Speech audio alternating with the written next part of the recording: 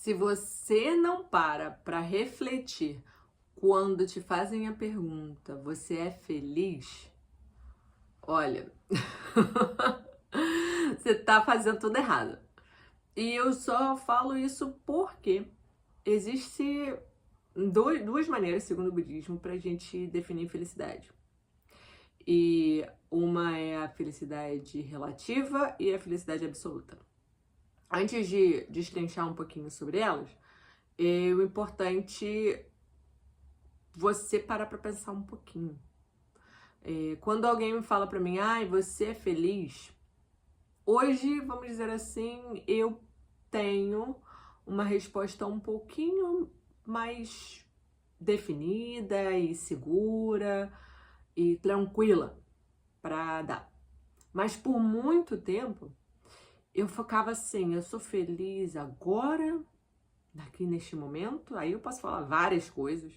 Falar assim, não, ou não estou feliz, não estou alegre, ou estou cansada, estou preocupada, então não sou feliz ou não estou feliz.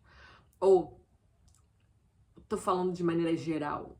Se eu paro para olhar minha vida de maneira assim por cima, né, pegar uma lupa ou sair do meu corpo, olhar para cima e ver todos os âmbitos da minha vida, eu posso julgar essa uma vida feliz?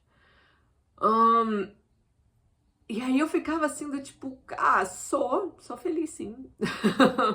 Acho, tenho, amo a minha família, tenho pessoas que eu amo, mas na verdade aqui chega um outro aspecto financeiro, aí não tá tão legal assim.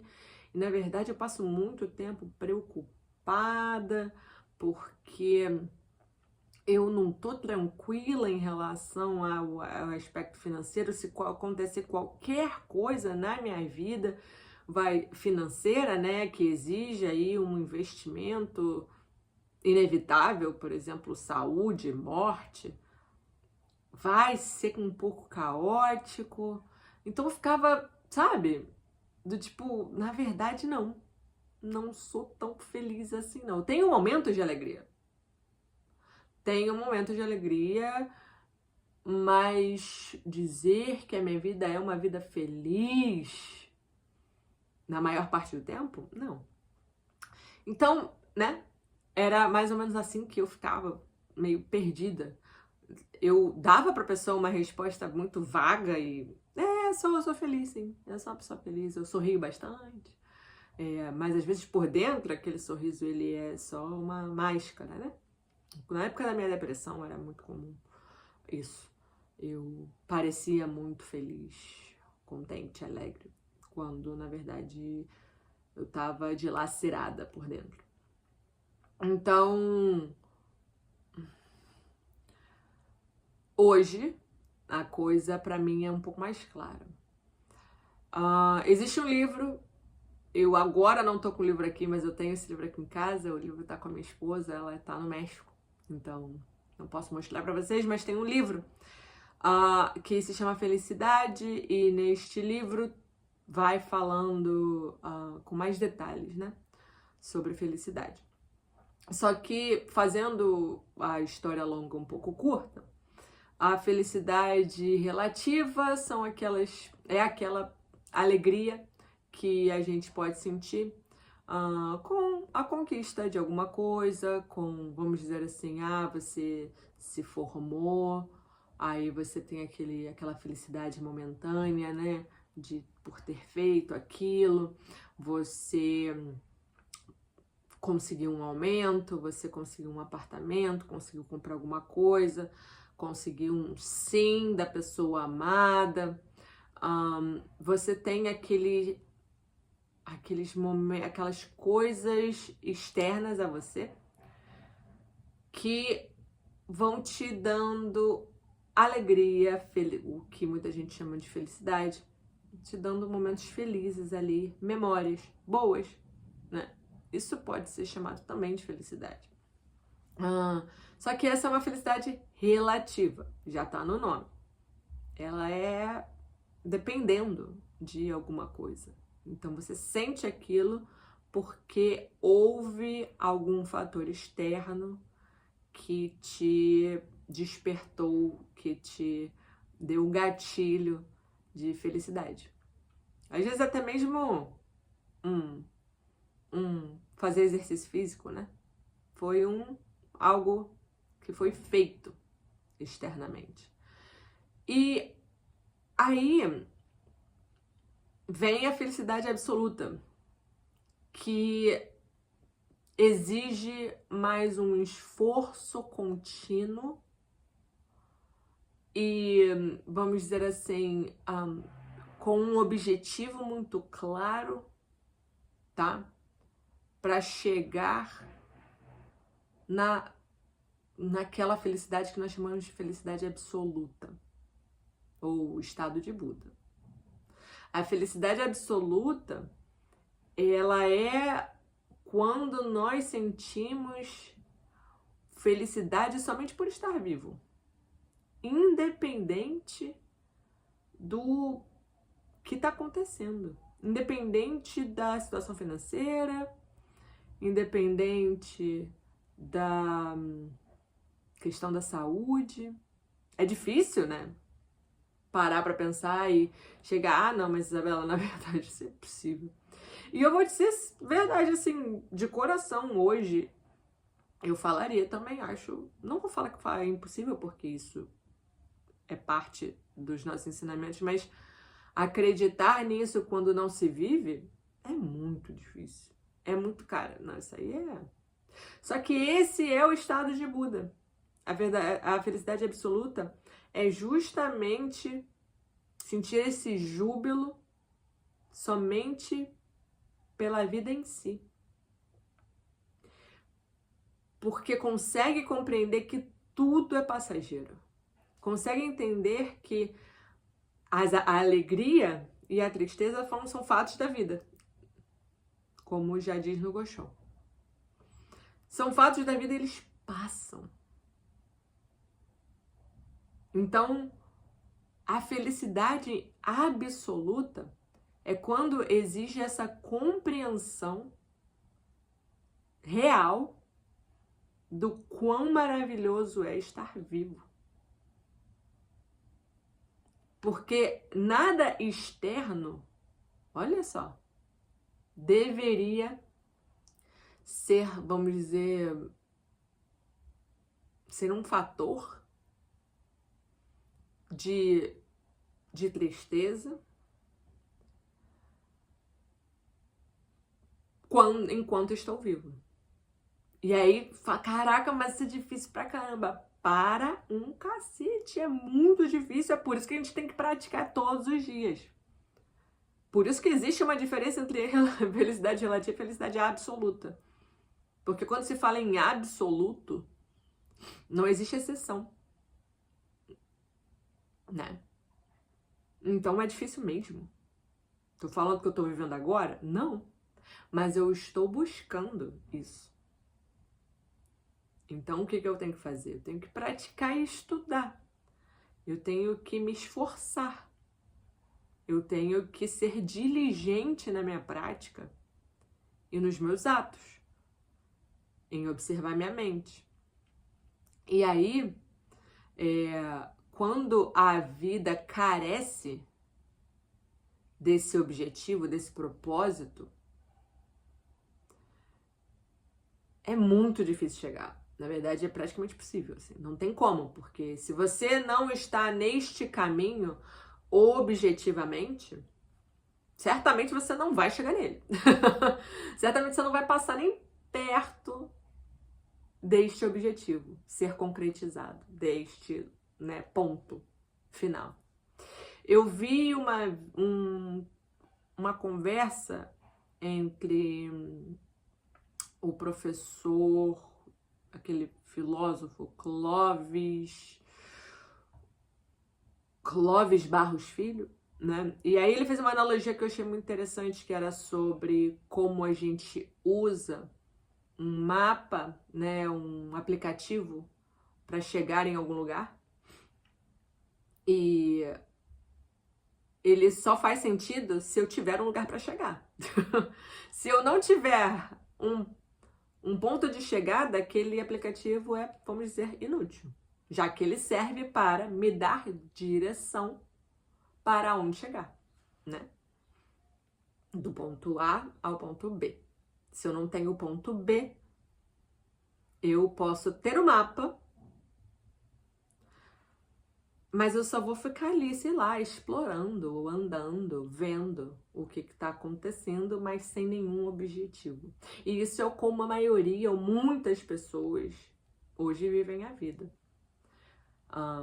Sem um objetivo muito claro de onde elas querem chegar, espiritualmente falando. Às vezes até mesmo praticando uma religião, seja ela qual for, inclusive budismo, tá ali somente indo, fazendo, praticando, às vezes até mesmo recitando, mas não necessariamente com um objetivo muito claro de chegar a essa felicidade absoluta, de atingir a iluminação, de ser essa pessoa que consegue contemplar a vida de maneira jubilosa ou, né, magnífica, somente por ser, sem depender de fatores externos. E isso, de novo, não é fácil. E eu tô aqui, assim, de maneira mais despida possível, porque eu tô passando por um momento, vamos dizer, difícil na minha vida, mas com isso na mente, né, pensando, caramba, dói. Dói. É um caminho que pode ser doloroso, mas quando existe, né, essa faísca de que, caramba, eu tô viva, aí é do tipo, eu tô viva, a dificuldade existe, porém, eu estou feliz apesar dela. Porque eu posso transformar a minha vida. Eu posso transformar a situação que eu tô vivendo, né? E aí isso é justamente esse momento de elevação do estado de vida, de conseguir enxergar a situação como fato da vida e de que vai ser passageiro, de que não vai ficar aquilo ali para sempre. E não é um para sempre, não vai ser para sempre porque a coisa vai mudar, mas porque eu vou mudar. Porque eu vou mudar a maneira como eu me apresento, como eu ajo naquela situação. E aí, em consequência, a situação muda. Você tá vendo que não é um movimento passivo, é um movimento ativo. Uma coisa que eu acho muito interessante que o Sensei fala é que a felicidade está no esforço. Eu tive essa conversa com um amigo de trabalho, em que a gente estava justamente falando isso, né? Caramba, as pessoas que têm tudo e têm depressão, eu consigo entender, né? Muita gente fala assim, caramba, tem tudo, como é que você tá triste? Como é que você tá depressivo? Caramba, como não, né?